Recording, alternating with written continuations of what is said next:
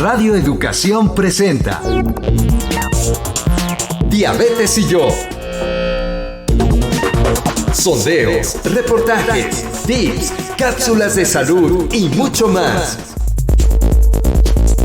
Propuestas para lograr una mejor calidad de vida. Diabetes y yo. Diabetes y COVID en la Ciudad de México.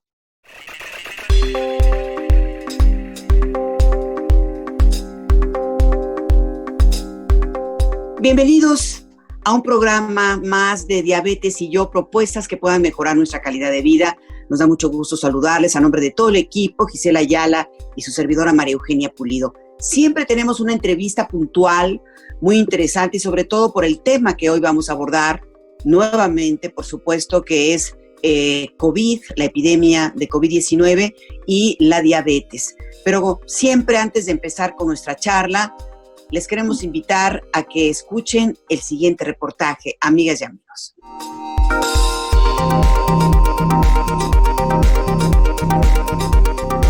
Cubrebocas, máscara, barbijo, tapabocas.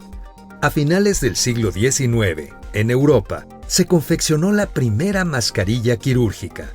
Su objetivo era evitar infecciones en las cirugías. El primer cubrebocas era una capa de gasa que se sujetaba en la cabeza. Durante la Primera Guerra Mundial también se utilizaron mascarillas, sobre todo ante la aparición de gases lacrimógenos. A través del tiempo, el tapabocas se ha convertido en símbolo de protección y de lucha contra el contagio. En 1918 ocurrió la gran epidemia de influenza o gripe española, presente en gran parte del planeta. El uso del cubrebocas fue obligatorio y masivo. Recuerde por favor lavar sus manos frecuentemente con agua y jabón o utilizar gel antibacterial también con frecuencia. Si sale de casa, utilice cubrebocas, tapando desde nariz hasta la barbilla. Y no olvide mantener una distancia de al menos 1,5 metros con el resto de las personas.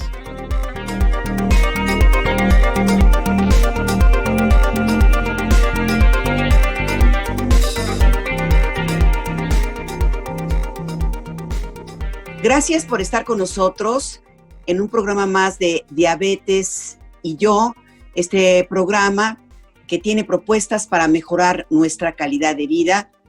Como hemos comentado en este programa, tenemos siempre una muy interesante charla y dejo a mi compañera Gisela Ayala para que nos comente, nos diga y presente a nuestro invitado. Gisela, ¿qué tal?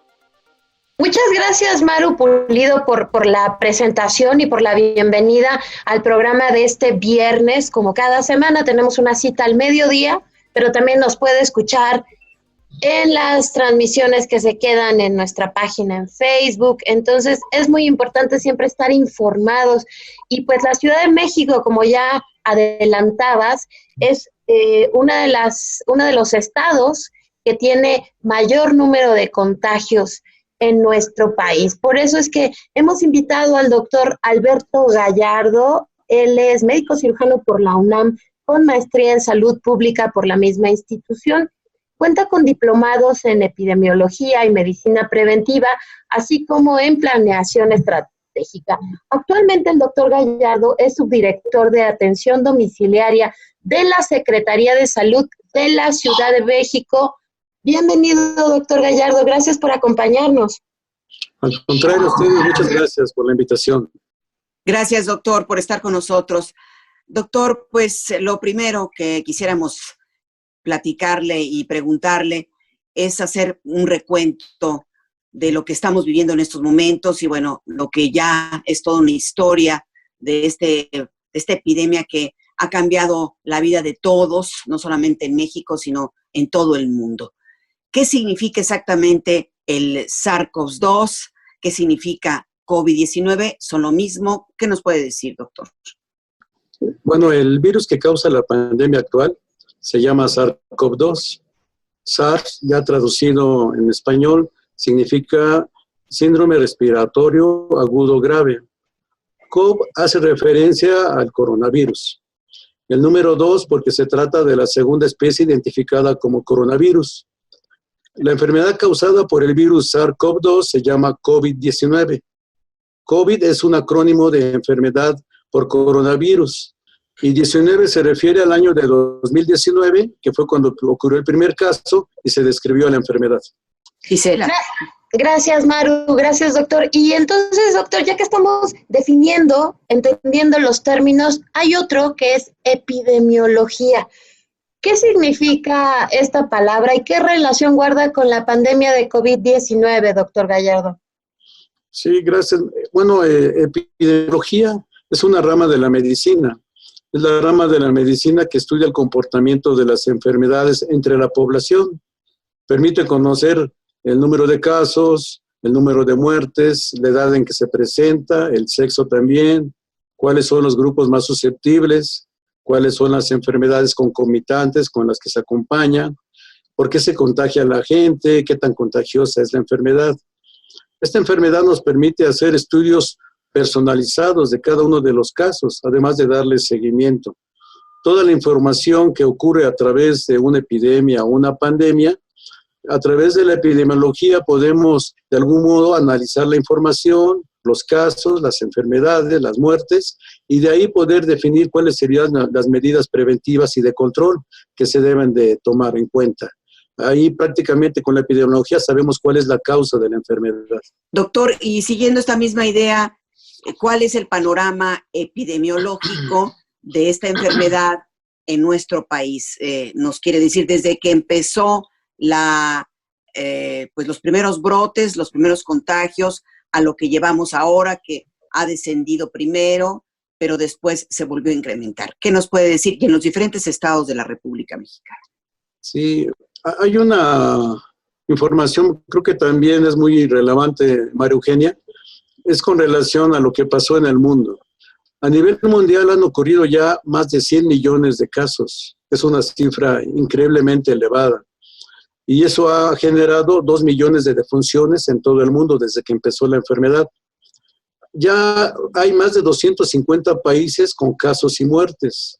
Y más o menos se estima que por día ocurren cerca de 13,000 defunciones diarias. El 80% de todas las defunciones ocurren en adultos mayores.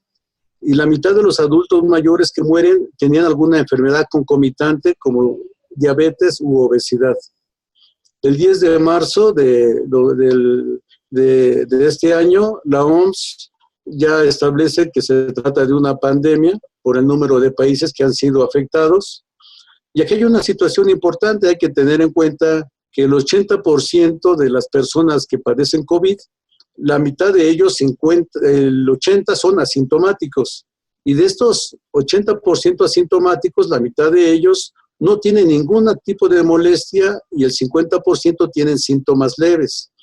El resto del 20% presentan síntomas, un 5% se complica y un 3% se muere. En lo que es México, nuestro país ya como tal, han ocurrido hasta la fecha, desde que empezó la pandemia, 1,900,000 casos ya en números cerrados, con 150,000 defunciones. La situación es de que estamos nosotros, cuando lo vemos por indicadores, la semaforización que le han denominado, tenemos solamente 2 estados en amarillo, que es Campeche y Chiapas, 17 estados en naranja y 13 en rojo. Rojo también la Ciudad de México. ¿Y qué significa? Bueno, esto de rojo es que la mortalidad es elevada, el número de casos es elevada. La Ciudad de México han ocurrido 500,000 casos y 23,000 defunciones y tiene la tasa de prevalencia más elevada, que es de 53.5, que quiere decir que por cada 1,000 personas hay 53 personas que se han infectado. El semáforo rojo significa que hay entre 200 y 1,500 casos por día, ocurren entre 50 y 200 muertes por día, la ocupación hospitalaria está por arriba del 70%, la prevalencia es de entre 9 y 40 por cada 1,000 personas, y hay un dato muy importante que hemos sacado una relación, y está íntimamente ligada el color del semáforo con el número de personas que utilizan el cubrebocas. El número de personas que utilizan el cubrebocas correctamente en el semáforo rojo es entre el 50 y 60%. el número de personas que usan el semáforo, que usan el cubrebocas correctamente, el 70% nos genera un semáforo color naranja. Cuando lo utiliza el 80% correctamente, es el semáforo amarillo. Y más del 90% genera un semáforo verde. Esta situación es importante porque va perfectamente ligada a la cuestión del uso del semáforo del cubrebocas con el color del semáforo. Ahora, por otro lado, también se ha especulado mucho en lo que es la inmunidad de rebaño o la inmunidad de grupo.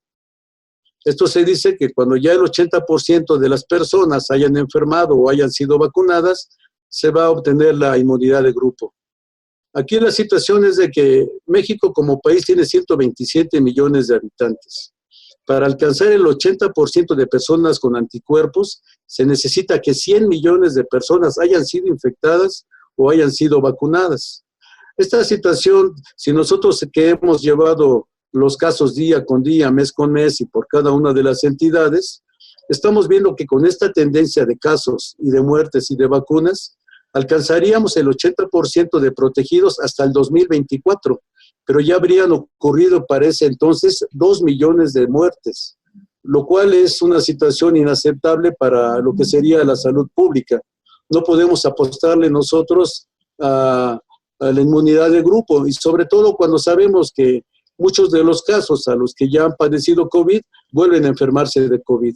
Y no sabemos tampoco si las personas que tienen anticuerpos los tienen para toda la vida o los van a ir perdiendo. Al parecer los pierden los anticuerpos. Entonces, hay datos, como les decía, epidemiología es muy importante. Nos permite pensar que, bueno, es más contagioso en espacios cerrados, donde hay muchas personas, mientras más tiempo permanezcamos en algún lugar. La manera más rápida de contagio es por la tos y el estornudo, es casi instantáneo porque son millones de virus los que genera una persona enferma.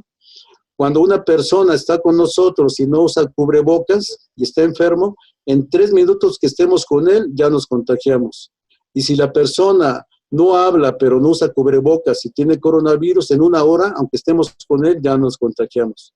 El 60% de las infecciones entran por la nariz, un 20% por la boca, un 5% por los ojos y 15% por las manos. Cuando tenemos la desfortuna de contaminar las manos y llevárnoslas a los ojos, a la nariz o a la boca. Pues datos muy interesantes, muy importantes los que nos está dando el doctor. Gisela. Así es, Maru. Y doctor, justo con todo esto que nos está comentando, entonces, la relación directa entre el uso de cubrebocas y una disminución en el número de contagios es directa de acuerdo con lo que usted nos acaba de comentar. ¿Algún país, ya nos habló de los estados de la semaforización en nuestro país, algún país ha logrado un mejor control de la pandemia? Sí, como no, hay varios estados a nivel mundial. Hay países que han logrado controlar la pandemia, como Nueva Zelanda, como Vietnam, Taiwán, Japón, Alemania, Corea del Sur, el mismo China, en donde hay lugares donde han ocurrido 2 o 3 meses y ya controlaron la pandemia, tienen una vida totalmente normal. Y bueno, lo que ha significado es la cultura, la disciplina y la responsabilidad. Yo pienso que si ellos pudieron como países, Vietnam es un país muy dañado, muy afectado, con un nivel socioeconómico mucho más bajo que nosotros, y sin embargo lo logró. Yo creo que esa situación de pocos recursos los orilló a ellos a hacer un esfuerzo tremendo, a establecer leyes, sobre todo del uso obligatorio del cubrebocas, para que de algún modo la persona que es portadora del virus no contagie a otros más y los que están sanos también no se enfermen. Entonces, esos países son los que han logrado el control de la pandemia. Está también Corea del Norte, pero es un país así muy cerrado que no deja conocer muchas cosas. Y hay pequeños países muy chicos que cerraron sus fronteras y donde nunca ocurrió ni un solo caso. Entonces, por eso de ahí podemos deducir, y si viéramos también la Ciudad de México, que es la ciudad más poblada de la República Mexicana, pues donde se concentran la mayoría de los casos. pero mucha gente dice, no, es que no sé cómo entró a mi familia la enfermedad, todos hemos seguido las reglas, todos nos cuidamos, todos usamos cubrebocas y hay esta situación de que no se ha manejado más bien la pandemia bien por parte del gobierno. Y entonces eso pues nos quita como mucha responsabilidad a los ciudadanos, ¿no? ¿Qué nos puede decir, doctor, al respecto? Pues son muchas situaciones. Nuestro país ha seguido muchas de las normas que se han dado en la mayoría de los países. Se han hecho prácticamente todas las situaciones que se pudieran haber hecho, pero tenemos una situación complicada, sobre todo, por ejemplo, aquí en la Ciudad de México. Nuestro panorama es complicado, es una situación muy diferente. La Ciudad de México tiene, por ejemplo, la densidad de población más grande de todo el país. Hay 5,966 habitantes por kilómetro cuadrado, de acuerdo a las cifras que nos da INEGI. Tiene además la Ciudad de México 13 municipios aledaños o conurbados, que es parte de la zona metropolitana, entre ellos Naucalpan, Ecatepec, Nezahualcóyotl, Tlalnepantla, que son millones de personas que se trasladan diariamente a la Ciudad de México, ya sea por negocios, por ocupación, por estudio o por abastecer o comercio. Por otro lado, también nuestros hospitales, tenemos en la Ciudad de México una red de hospitales muy importante, una infraestructura excelente, los mejores hospitales están en la ciudad, tanto de primero, tanto de segundo como de tercer nivel, y tenemos muchísimas unidades. Y lo que sucede a veces es de que muchas personas, ya sea de Morelos, de Hidalgo, de Querétaro, del mismo Estado de México y a veces hasta más lejos, vienen aquí a atenderse a nuestros hospitales. Y nosotros tenemos la política de nunca negarle la atención a ninguna persona. Entonces, un porcentaje importante de personas que no son nativas de aquí de la ciudad, vienen aquí, desafortunadamente llegan cuando ya están complicados y llegan a morir aquí. A veces, aunque nos digan, casi no preguntamos por el domicilio, pero a veces sabemos que no son de aquí. Y bueno, esto sucede. Y además, esta situación de no podemos en sí echarle la culpa a la gente tampoco, por muchas situaciones que se dan, porque muchos de ellos viven al día. Entonces, mucha gente dice, ¿qué hago? No salgo a trabajar, o no como, o me enfermo, o me muero, etcétera, ¿no? Esta situación. Pero yo creo que aquí lo que tendríamos que empezar pensando es poco a poco ir cambiando esta cultura en salud. Ahorita nuestra bandera sería el uso del cubrebocas para que ya no haya más enfermos. La idea no es encontrar a los enfermos que ya están ahorita, sino que ya no haya más enfermos. Es importantísimo encontrar a los que están y es importantísimo darles seguimiento, pero todavía es más importante que ya no ocurra. Y eso puede suceder solo si nosotros mantenemos la sana distancia, hacemos un confinamiento cuando nos sintamos mal, si nos lavamos las manos, pero quizá le pudiéramos apostar todavía más si nosotros utilizamos un cubrebocas. Un cubrebocas bien usado, se ha demostrado que el KN95 es muy bueno, lo podemos usar hasta por 40 horas, podemos usar el de tela o el quirúrgico, lo podemos usar doble, y si usamos una careta todavía sería excelente. Esta es la situación. Gisela. Vale la pena señalar para todos nuestros radioescuchas que hoy es 2 de febrero, hoy es Día de la Candelaria, la fecha en la que estamos grabando el programa que se transmite el 5 de febrero, seguramente de acuerdo con las cifras que van cambiando todos los días, para el 5 de febrero tendremos más casos, pero vale la pena hacer la marca en estas cifras.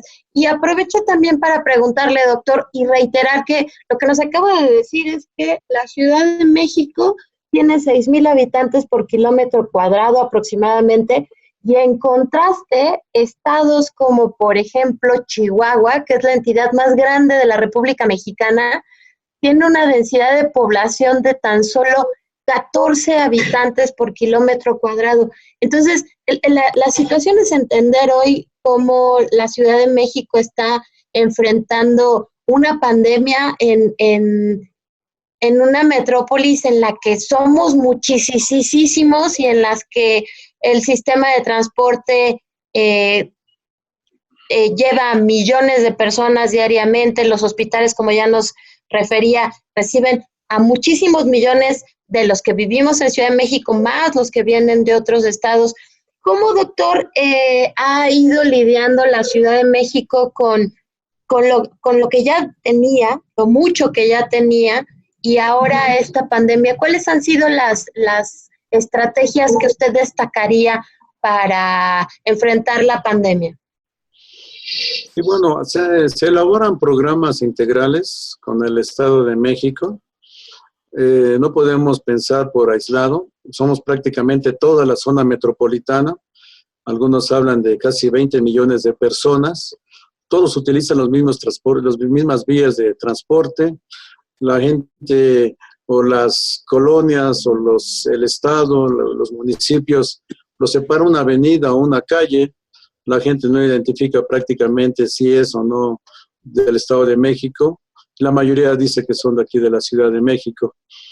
Entonces, se le ha apostado a muchas situaciones, sobre todo mantener una información constante a la gente, tratar de brindarle apoyo para que se puedan dar este tipo de diagnóstico de manera oportuna, tener lo que sería la comunicación en caso de que haya alguna situación de un posible duda en cuanto a si tengo o no la enfermedad, poderles dar la información vía telefónica, un pequeño cuestionario, seguirlos en su casa, darles una recomendación. Además de que muchas de nuestras unidades, tenemos 250 centros de salud, de esos más de 150 se han convertido en COVID. De estos tenemos filtros en donde todo paciente con problemas respiratorios se revisa antes de que pase la consulta. En nuestras unidades más grandes, todas son COVID y hacen estudios de pruebas diagnósticas para COVID. Además, tenemos 126 kioscos también de COVID, donde se hacen pruebas, no nada más a la población no derechohabiente, sino a todas las personas que nos lo soliciten. En estos kioscos, además, se inicia el tratamiento, se le da un kit de apoyo a cada una de las personas que van con nosotros, que incluye 2 medicamentos, incluye cubrebocas, oxímetro, incluye además paracetamol, ácido acetilsalicílico. Entonces, por otro lado, hemos tratado a lo máximo de encontrar casos. Se dice que estamos haciendo entre 15 y 20 mil detecciones prácticamente por día. Y lo que sí estamos tratando es de que, bueno, cada paciente, cada persona que se diagnostique, inmediatamente iniciar el tratamiento de acuerdo a las características de su sintomatología. Muy bien, doctor, muchas gracias. Bueno, queremos decirles a nuestros amigos que pueden entrar en contacto con nosotros. Este programa es grabado, como ya dijo Gisela, ya dijimos al inicio del programa, pero pueden estar con nosotros a través de nuestro sitio en Facebook. Nuestro espacio se llama Diabetes y Yo. Además de la entrevista que tenemos en los programas, compartimos información sobre este tema y otros que creemos pueden ser de interés para toda la comunidad con diabetes. Vamos a hacer una pequeña pausa en esta interesante conversación que estamos teniendo para escuchar los consejos de salud, que son siempre un elemento muy, muy importante en nuestro programa. Les invitamos a que los escuchen con muchísima atención y que los puedan poner en práctica. Regresamos en un momento. Consejos de salud para una mejor calidad de vida.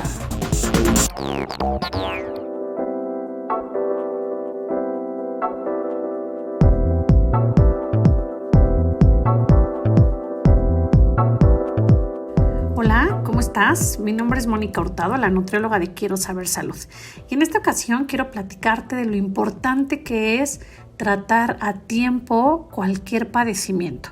Y llámese una gripe, llámese una caída, llámese cualquier padecimiento que te hayan diagnosticado, es importante recibir atención de un profesional inmediatamente.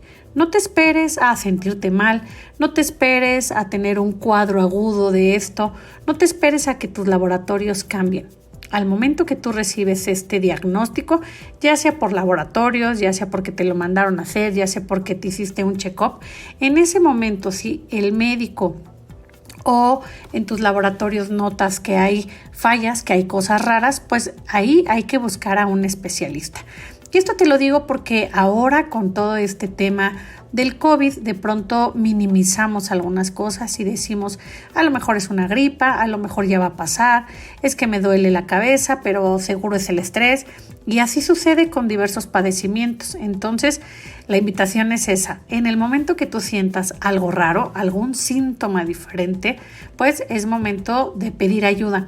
Recuerda que hay diversas páginas confiables en Facebook, en el internet, que nos pueden apoyar. Una de ellas es la Federación Mexicana de Diabetes, donde tú vas a poder encontrar información diversa sobre esta condición de diabetes. Desde cómo se diagnostica, cuáles son sus síntomas, cuáles son los 7 hábitos que te van a poder ayudar a mantener un mejor control de esta condición. Hoy es momento de seguir cuidándonos. Recuerda que el COVID sigue presente y no debemos de bajar la guardia. Por favor, sigue lavándote las manos, utilizando alcohol gel, utilizando cubrebocas y sobre todo, si estuviste en riesgo o crees que alguien pues no sé, de las personas con las que tuviste contacto es de riesgo, por favor, hazte la prueba y actúa inmediatamente. Recuerda que la diferencia en la condición o el curso de la condición o de la enfermedad radica en poder atenderlo a tiempo. Lo mismo sucede con este tipo de enfermedades que se les llama enfermedades silenciosas, como la diabetes, la hipertensión, la obesidad. Aunque la obesidad no duele, es una enfermedad que al ya tener un incremento de grasa corporal empieza a hacer cambios dentro de nuestro cuerpo. Así es que hay que atenderlas, por favor. Recordemos que en México tenemos un alto riesgo para padecer diabetes y hoy es momento de cuidarnos. Por favor, no olvides comer adecuadamente, comer de manera combinada, incluir de todos los alimentos, recordar que todo está en balance, que podemos incluir de todos los alimentos, pero en porciones moderadas. Ya pasaron los tamales, así es que ahora hay que echarle ganitas y mantenernos activos. Realiza al menos 30 minutos de caminata dentro de tu casa o haz una pequeña rutina. Bebe entre 2 y 2.5 litros de líquidos. Recuerda combinarlos y elegir aquellos que se apeguen mejor a tu estilo de vida. Duerme bien y trata de meditar. Yo me despido, soy Mónica Hurtado, la nutrióloga de Quiero Saber Salud, y nos escuchamos en una cápsula más.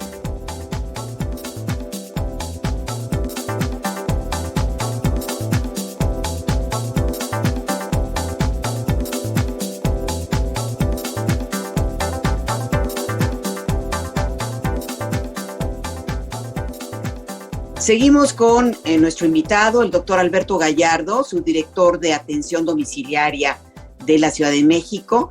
Y bueno, pues estamos hablando de los cubrebocas, doctor, pero no nada más es tener el cubrebocas, sino que pues ponérselo correctamente.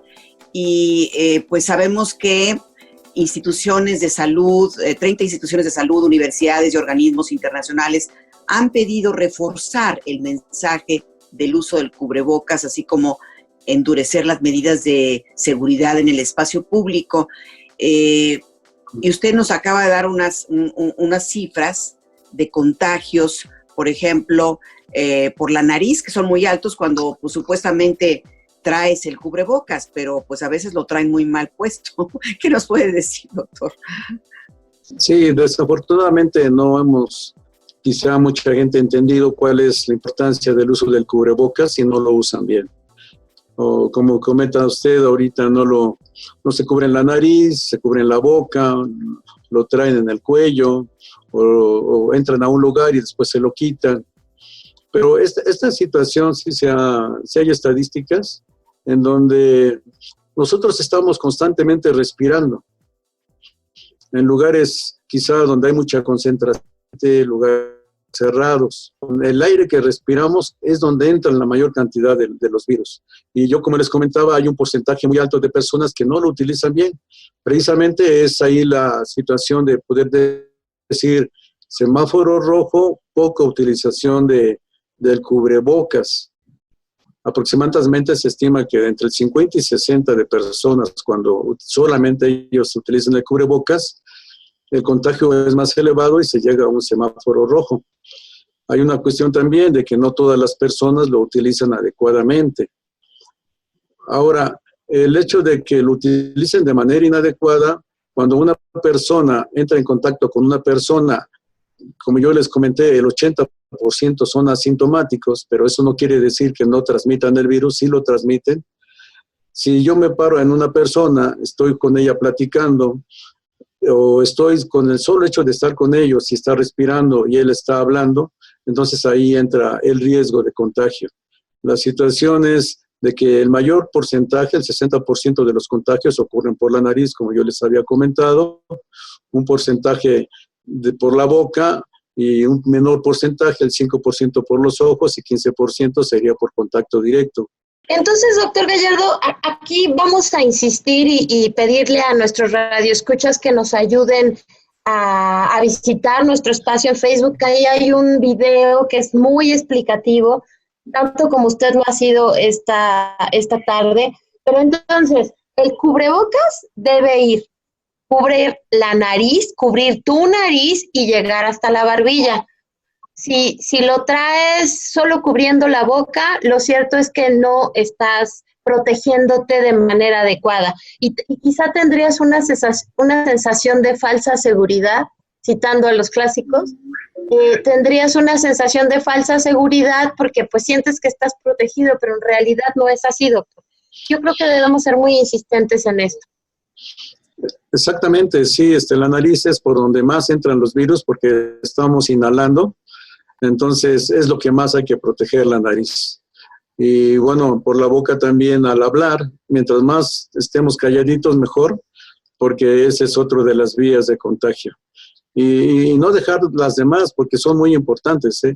Muchas personas he visto que utilizan doble cubrebocas, se protegen muchísimo en su casa, sanitizan todo, se bañan, cambio de ropa, todo esto. Pero han tenido la mala fortuna de que alguien tose, estornuda cerca de ellos y el virus entra por los ojos. O en un descuido, ellos no consideran que si yo me puse el cubrebocas, el porcentaje que tengo yo cuando salgo a la calle y estoy en lugares concurridos de que el virus se contagie es sumamente elevado. Va entre el 70 y 80%. Cuando yo regreso a mi casa o mientras transcurro el día, ese virus, ese cubrebocas ya tiene muchos virus sobre él. Y si yo lo estoy tomando, lo estoy tocando, inmediatamente estoy contagiándolo.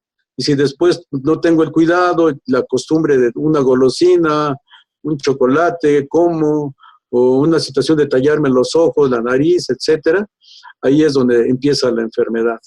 Entonces es una situación de una nueva cultura en salud que tenemos que aprender, ser muy disciplinados. Y de ahí es muy importante que la gente empiece a estudiar, a aprender, y nosotros que somos las autoridades en salud, hacer lo posible por darles todos los conocimientos para que se cuide más la gente, su familia y todos ellos. Ay, doctora, surgen tantas preguntas que yo creo que no va a ser suficiente un solo programa, porque ahorita también le voy a hacer una pregunta, pero también otra. No podemos ver una luz ahí en el fondo del camino, una luz de cuándo podemos llegar al semáforo verde aquí en la Ciudad de México. ¿Qué es lo que ha faltado? ¿Por qué no podemos lograr los objetivos? ¿Por qué tantas semanas estamos igual? Ya no sé cuánto llevamos en rojo, doctor.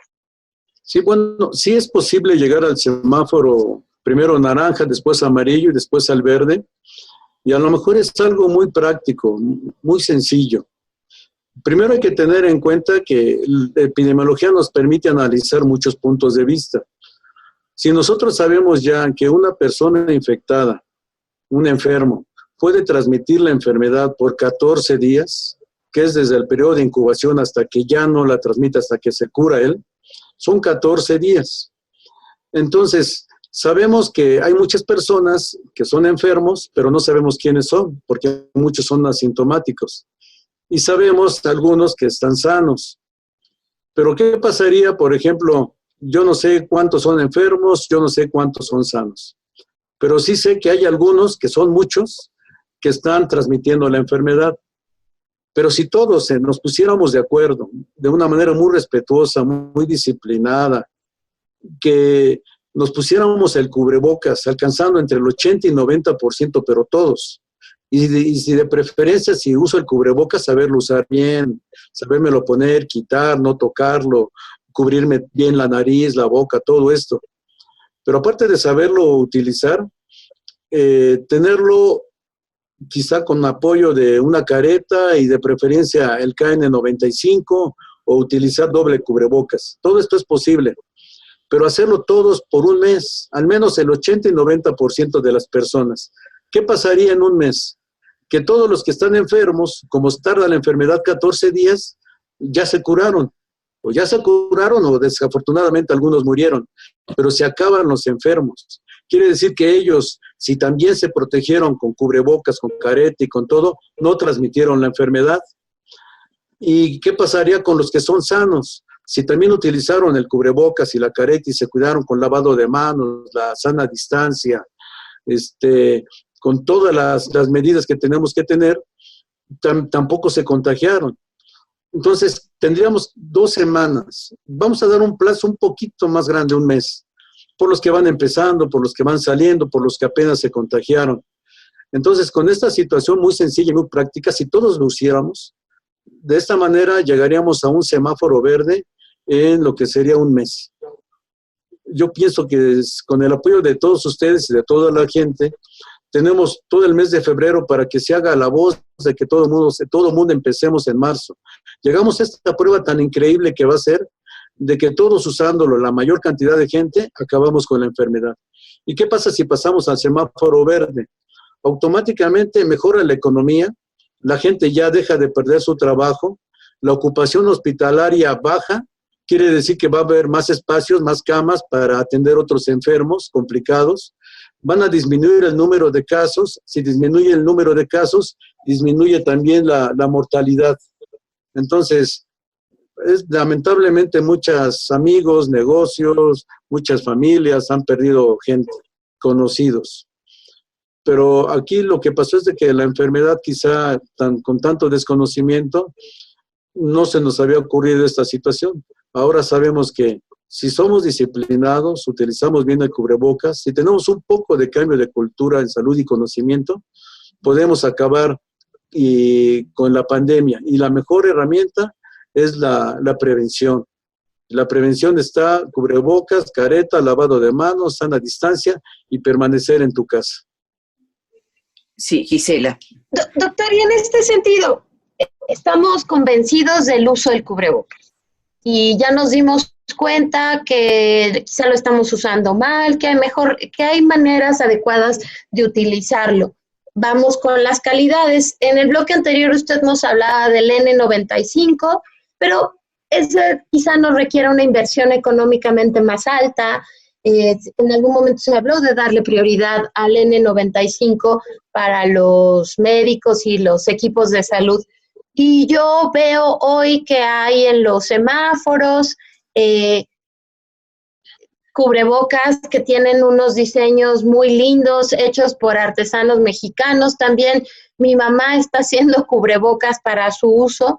Entonces, estos cubrebocas de tela sencillos también me sirven. Esa es la idea, doctor, que si lo tengo bien puesto, higiene de manos, distancia, higiene de manos nuevamente, puede utilizar estos cubrebocas incluso hechos por mí. Yo pensaría que hay muchos tipos de cubrebocas. El quirúrgico es el de 3 capas, que es el que se utiliza en hospitales junto con la careta y los gogles.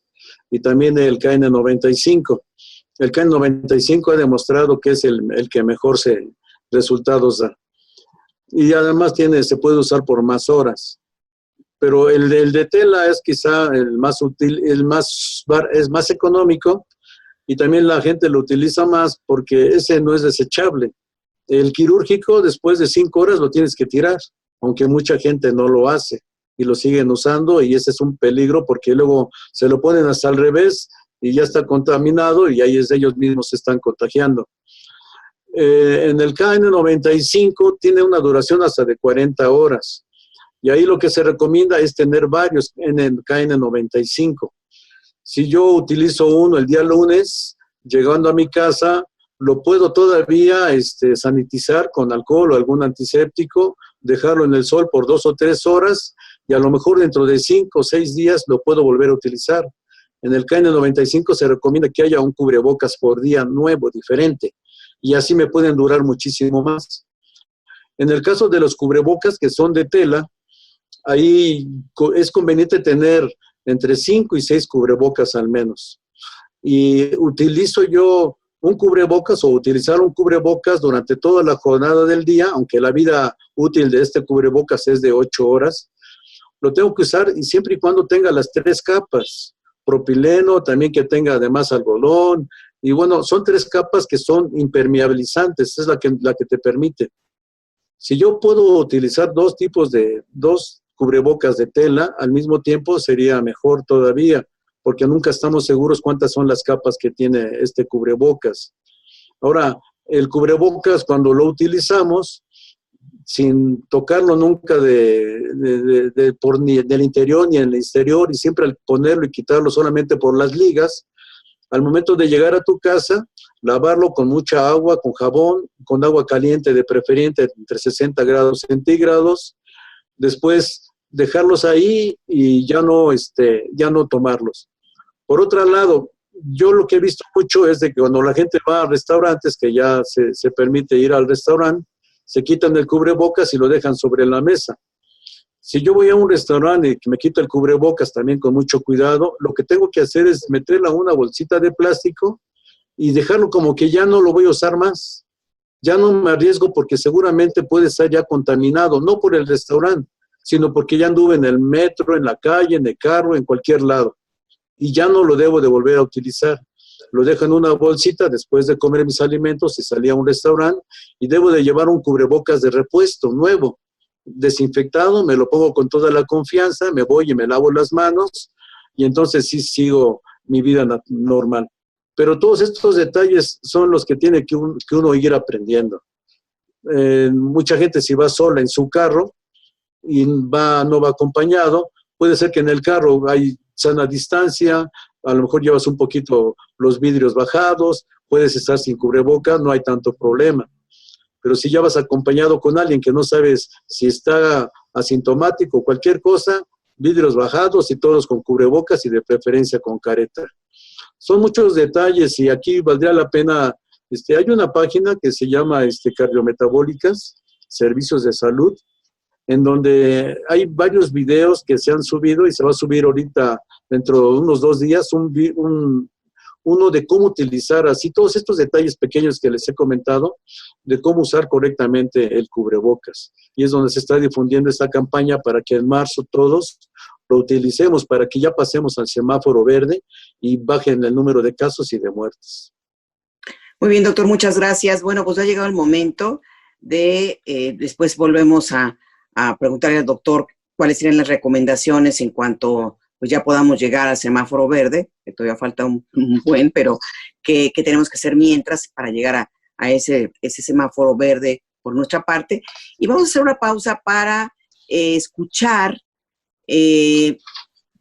una información también relevante, porque ahorita estamos ya con la preocupación del proceso de vacunación en nuestro país que ya inició para los servidores médicos, pero que ahora viene ya para las personas de la tercera edad. Así que quédese con nosotros porque es relevante esta información.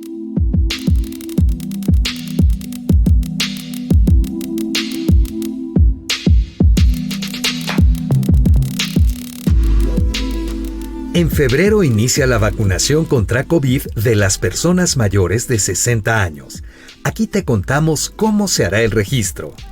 Entra a la página https://mivacuna.salud.gov.mx. Amigos y familiares pueden apoyarte. Para iniciar tu registro, ingresa tu CURP. Verifica que tus datos sean correctos y selecciona la opción Quiero vacunarme. En caso de que los datos no coincidan, presiona Regresar y confirma los datos de la CURP que ingresaste. Selecciona la entidad y municipio donde actualmente estás viviendo. No importa si este domicilio no coincide con el de tu identificación. Lo importante es saber dónde te ubicas actualmente para registrarte en tu centro de vacunación más cercano. Agrega el código postal si lo conoces y para contactarte, uno o más teléfonos y correos electrónicos tuyo o de familiares.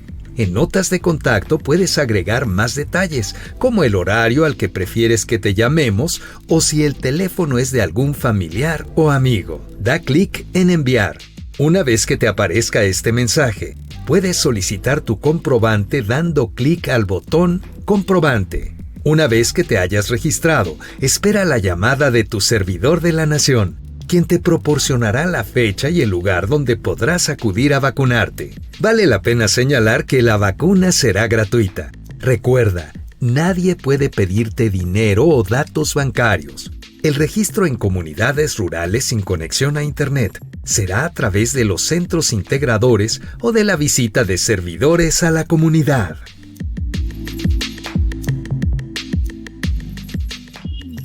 Amigos, estamos con el doctor Alberto Gallardo, subdirector de atención domiciliaria de la Secretaría de Salud de la Ciudad de México, y en estas recomendaciones también que nos está dando, qué podemos hacer los ciudadanos para también, gran parte de nuestra responsabilidad, acercarnos al semáforo verde.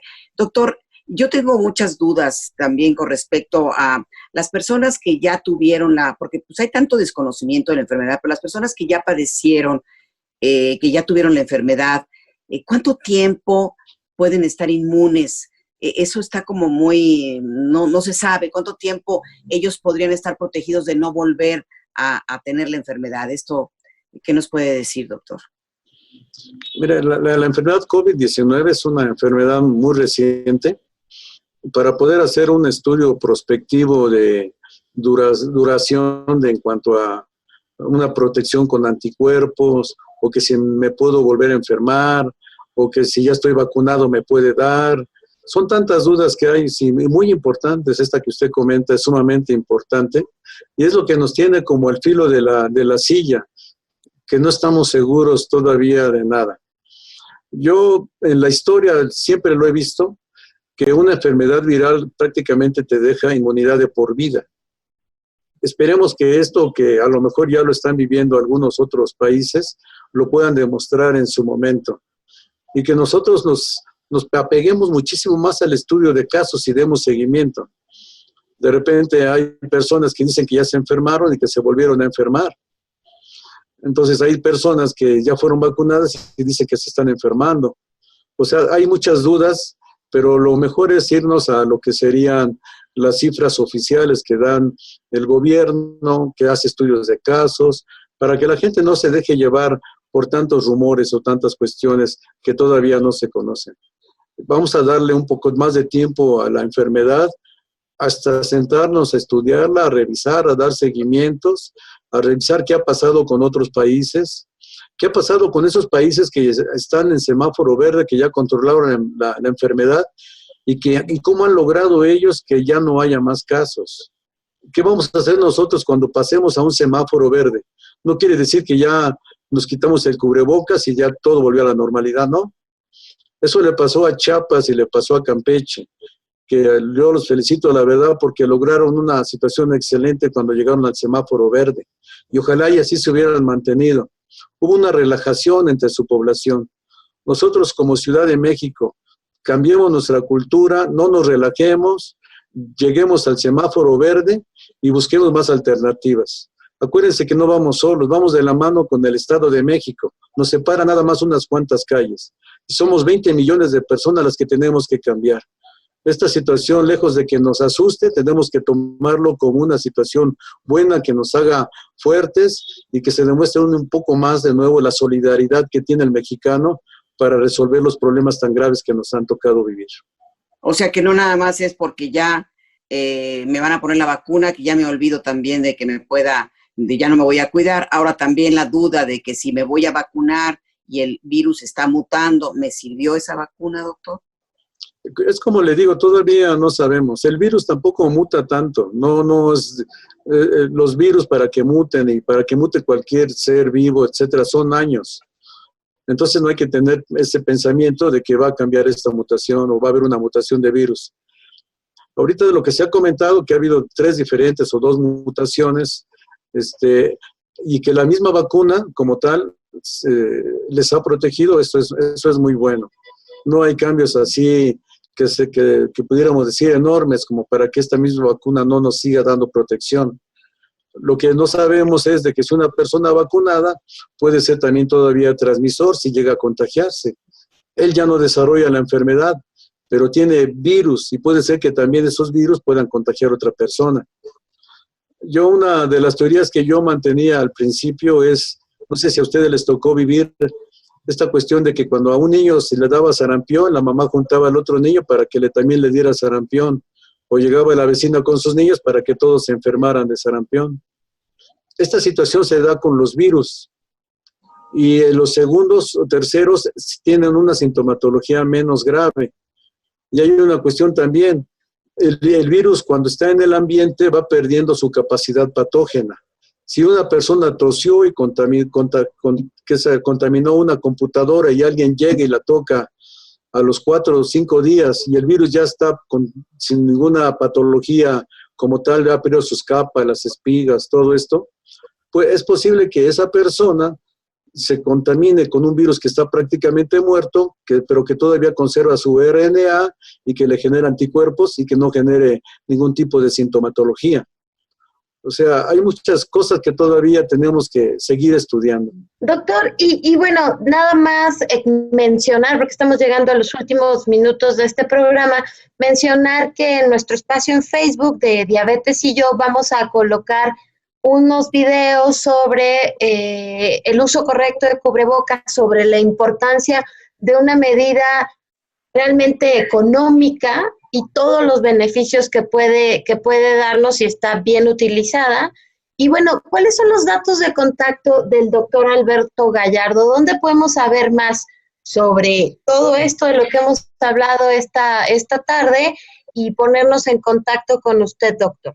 Bueno, hay en internet una página que se llama Cardiometabólicas, Servicios de Salud, en donde hemos estado subiendo algunos videos y vamos a subir otros más, con más detalle. Y también hay mi página de internet, si quieren mi correo electrónico, que es alvgallardo@yahoo.com.mx.